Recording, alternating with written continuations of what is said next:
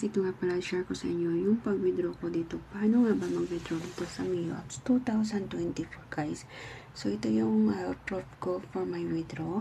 Una, kailangan mo munang ma-reach ang 25 flower and 52 flower bago kayo makapag-withdraw dito sa Mio. Click nyo yung apps, open nyo yung apps, pagkatapos ay ma-open nyo na yan guys. Mapupunta kayo dito sa yung dashboard. Then, dito sa baba may makikita kayong my profile. I-click nyo po yung my profile and then mapupunta kayo sa dashboard na to na kung saan makikita mo yung withdraw and your bins. Then, i-click mo lang po yung withdraw. And be sure kung OFW po kayo or kung kaya nasa Pinas kayo, ay palitan nyo lang po yung country na kung saan kayo. Sample, Philippines, kasi ang i-connect ko lang naman ay GCash para mabilis lang po. Ay piliin nyo po yung country na Philippines para connect po yung GCash nyo. Para yung sahod nyo, yung payout nyo, mapupunta doon sa GCash nyo. After that, i-click nyo po yung GCash na nakalagay para po makonek at ma-bind na ang GCash number nyo. Then, sasabihin po dito kung confirm ka na. Pagkatapos ay ilagay mo yung password mo sa iyong account kasi po kailangan po yung account to secure na hindi po mabubuksan ng iba ang inyong account.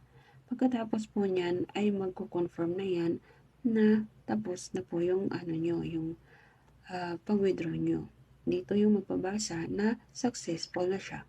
Pagkatapos niyan ay pupunta kayo sa inyong profile at doon yung makikita na may notification na si Mio na your withdrawal will be working for 2 days. So, kung 7 ka nag-withdraw, makukuha mo siya by 9. Bali, 2 days mo siya makukuha, guys.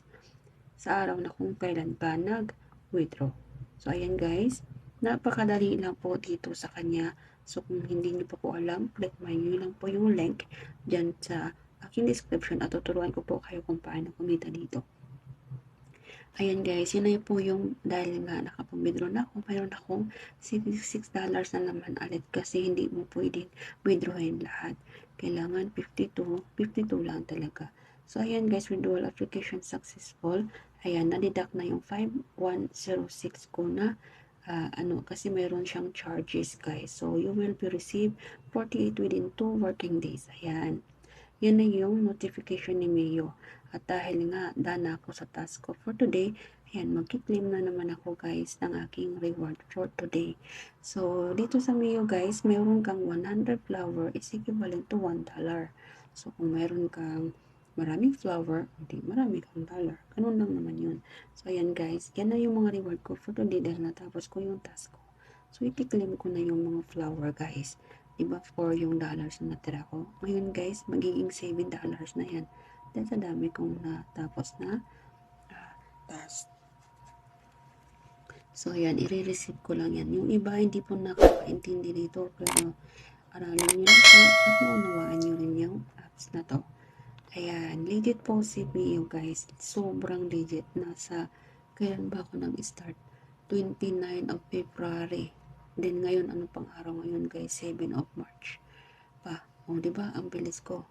Now, $7 na siya. Tingnan nyo guys. O, ganun lang siya kabilis. So, kung gusto mo guys, ito yung ID number ko.